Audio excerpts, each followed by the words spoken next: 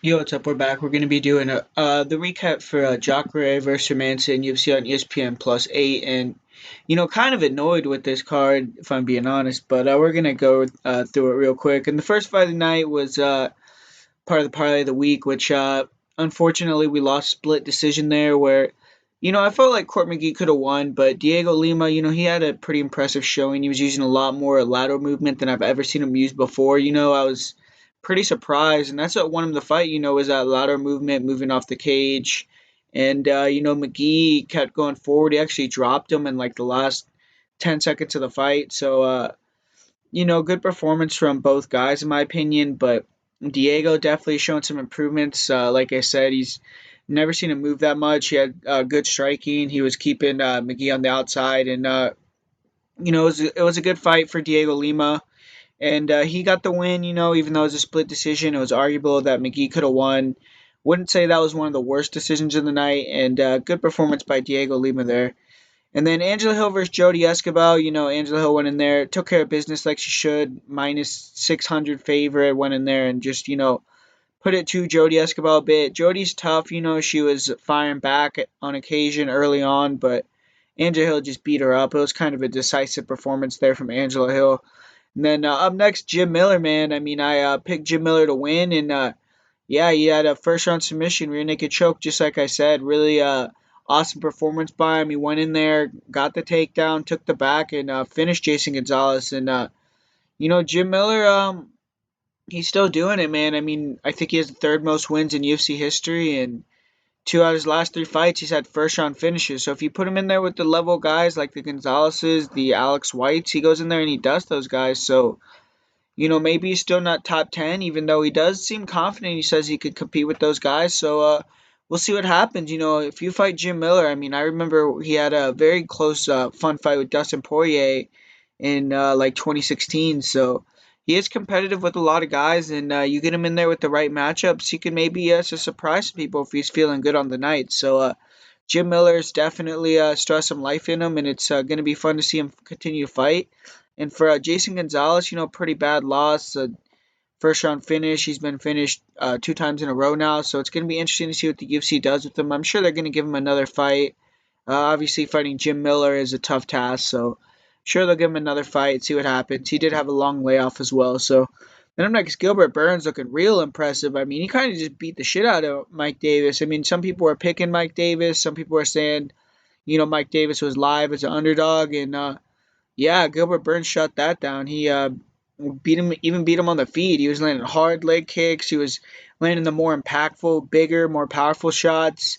And when he took him down, Mike Davis was able to get up one time. He showed some impressive defense because Gilbert Burns is, BJJ world champion. But eventually, if you're getting taken down by Gil Burns, you're probably going to get submitted. So Gilbert Burns took his back out the rear naked choke, and impressive performance by Gilbert Burns. He said some guys were ducking him, saying no to fights. Like I think he said Alexander Hernandez, Du Bronx Oliveira, um, another guy there. I think he said, but hopefully he can get that type of fight where he can get that top 10 matchup because he deserves it, man. He's dominated OAM. Now he's dominated Mike Davis, and yeah, so Gilbert Burns is looking real good out there. He's really performing well lately. He's a dangerous guy. I mean, he's a finisher and he's power in his hands. He can finish you on the ground. So Gilbert Burns is going to be a problem in that division for sure. And it's a setback for Mike Davis, but I bet you he'll probably go back down to 145, his natural weight class. And I see him doing well there. I see him having a lot of wins and, having a good future in the UFC. But fighting Gilbert Burns in your first fight, I mean, that's a tough ask for sure.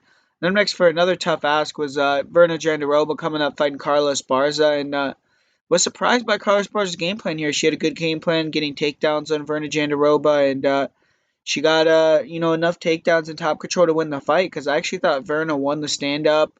Verna I thought had the guillotine attempt, but she just didn't do enough. Carla was able to be busier, able to get a few takedowns, and just won it on the decision.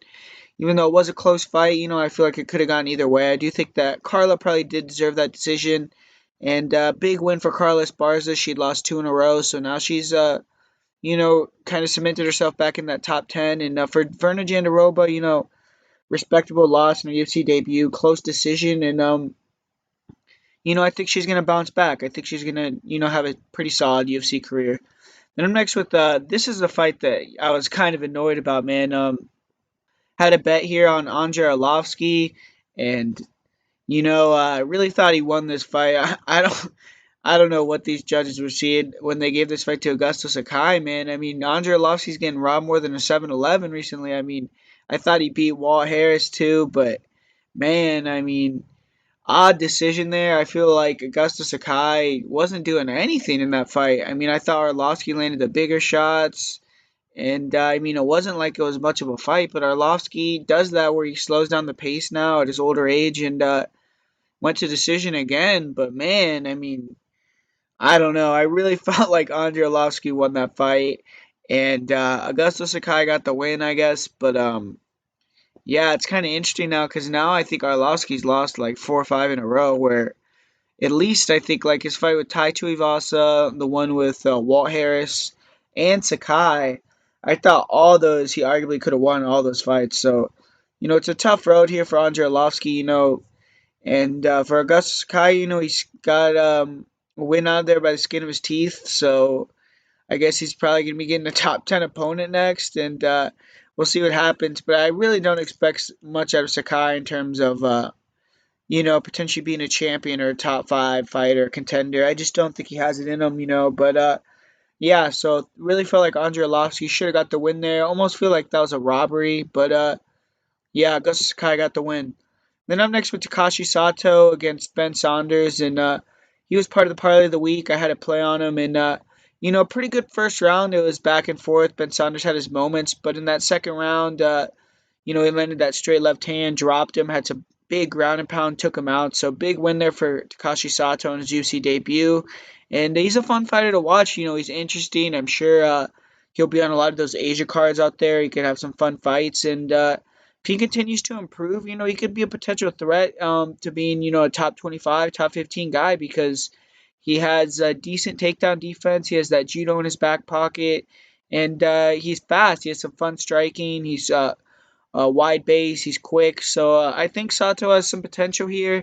And for Ben Saunders, that's another tough loss, man. I mean, it just seems like he can't take that punishment anymore, and doesn't have a chin, man. It's tough to see a guy like Ben Saunders, who's a veteran of the sport, very skilled, very fun to watch, cool guy from all accounts, and just can't take a shot anymore. So it's gonna be up to him to see what he wants to do here. But probably if I were the UFC, I wouldn't bring him back for another fight, man. I really wouldn't. I just don't.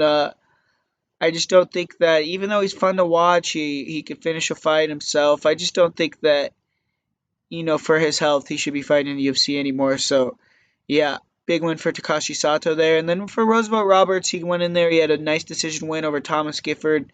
Kind of dominated the fight, outclassed Gifford a little bit. And Gifford will probably be back. But Roosevelt Roberts is just, he's one of these prospects that's fun to watch. He's high level right now. And he's going to be hopefully taking on Matt Frevola next. He called him out real aggressive. He really wanted to fight Matt Frevola.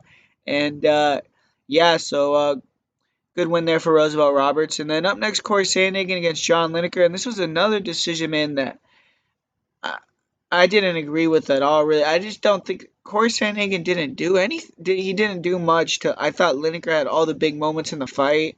Sandhagen maybe landed some more shots. He was moving around. He was landing his jab, his straight punches.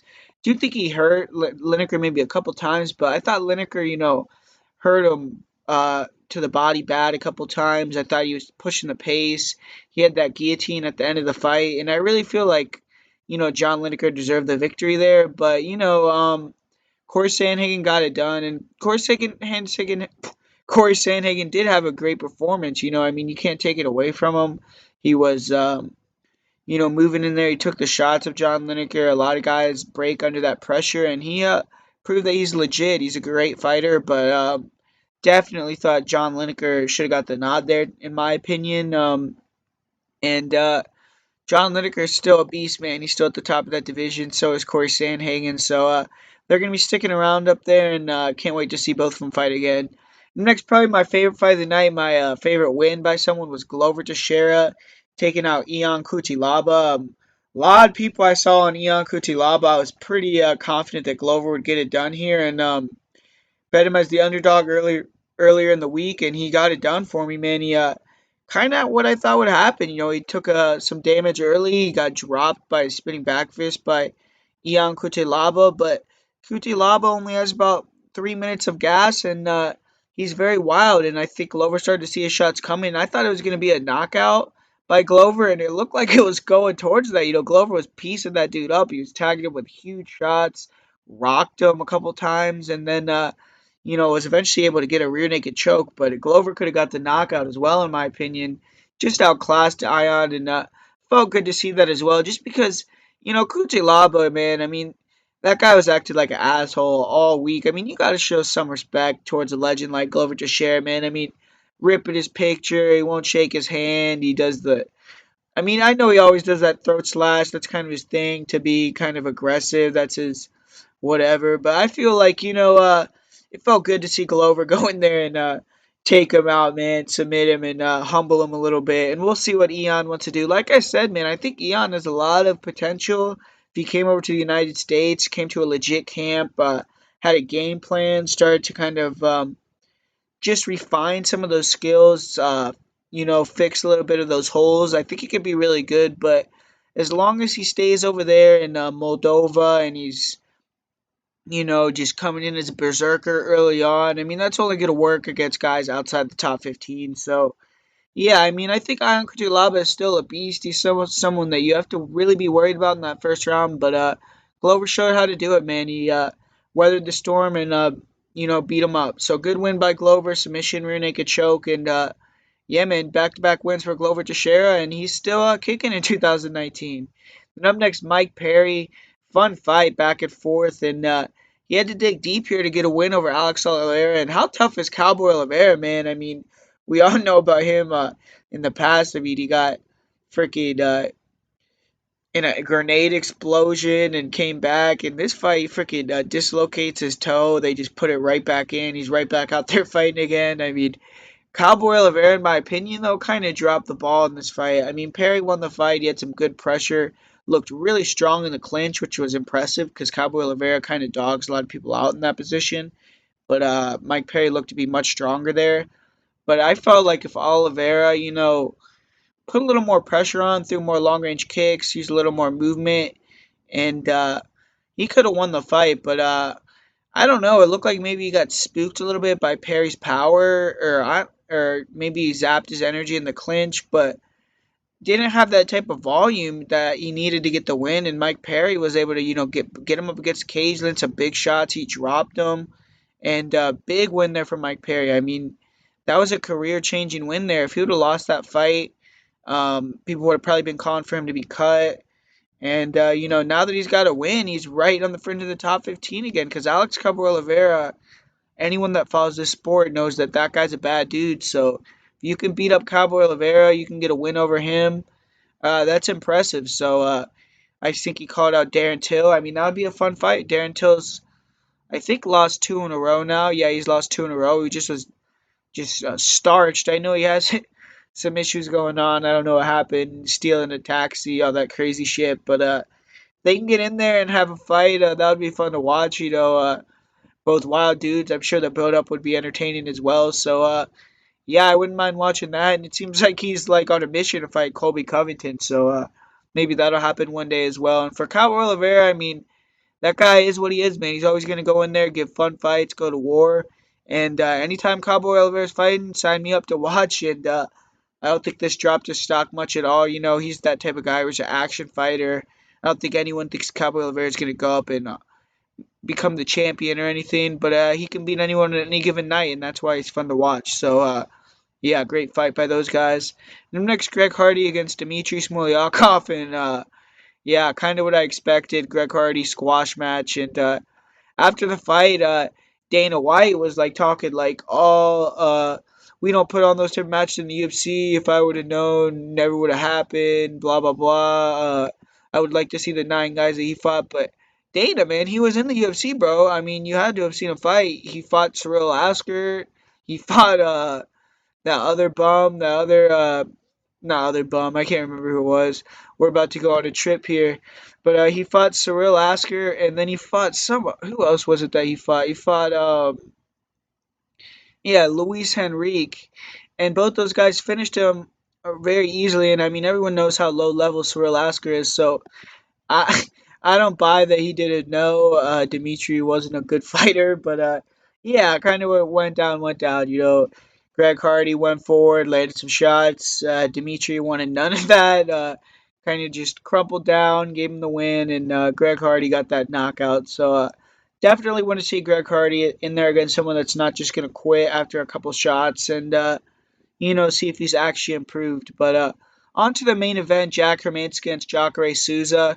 And man, great fight. I mean, I see a lot of people acting like Jacare got blown out the water, which I don't really agree with. I feel like you could give Jacare 2 rounds. You could give him the fifth round as well as that third round, or you could give it 4-1 to Jack Hermansson. But you know, I still think that it was a great fight. I still think that Jacare put on that pressure at the end of the fight. I feel like those body shots are adding up, and he's a cyborg, man. He's fun to watch, but Hermansson, man, great performance, taking him down. I mean, no one, that's what I thought Chris Weidman was gonna do. I thought Chris Weidman was gonna be taking him down, controlling him from top position, and in retrospect, I think after Weidman watched that fight, he probably should have done that, man. But Hermansson was able to take him down. He almost guillotined Jacare, which was crazy. I mean, I was like, if he would have guillotined Jacare, that would have been incredible. That would have been a huge feather in Hermansson's cap, man. But yeah, I mean, just a hell of a fight. He was using a lot of movement, jabbing, moving,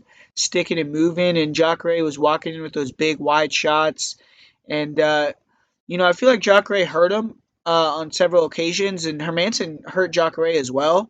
But yeah, like I said, I really enjoyed the fight. It was a great fight, back and forth, and Hermansson just proved his worth, man. He proved he was up there. I feel like Jacare maybe wasn't the top level peak Jacare, but he still looked really good.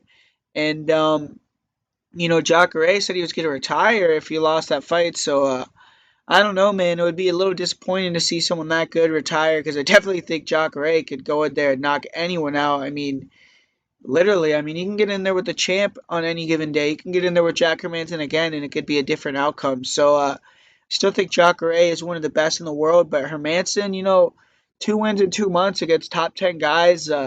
Very impressive. Just went 5 hard rounds with the legend of the sport, and he's making his name. He's making a name for himself, and he wants to headline that card in his home country in Sweden. And I think you should give him that, man. I think you should give him the. I don't know if it's a headline or just the chance to fight on there. I'm not sure. Maybe Alex is headlining that card, but yeah, man. I mean, hopefully he gets that fight on that card and gets a big time opponent because he deserves it. I mean, I would love to see him versus Yoel. That was supposed to be Jacare versus Yoel, so maybe they could put that together. Him versus Paulo Costa, any of those guys. Him versus Kelvin. So, I mean, yeah, I think he could have a lot of great fights, and we'll see what happens with Jack Hermansson. But yeah, guys, we're going to be putting out the UFC Ottawa breakdown right after this. So, Cerrone versus Iaquinta, so make sure to check that out. Comment, like, subscribe, share the video. Tell me if you won some money this weekend, if you lost some money, what you thought about the judging, if you thought Arlovski won, Lineker won, McGee won, Jandaroba, any of these close fights, or you thought the judges got them all right, and what you thought about the performances, who you thought had a breakout performance. So, yeah, man, leave those comments down below, and make sure to check out the UFC Ottawa breakdown coming up later on.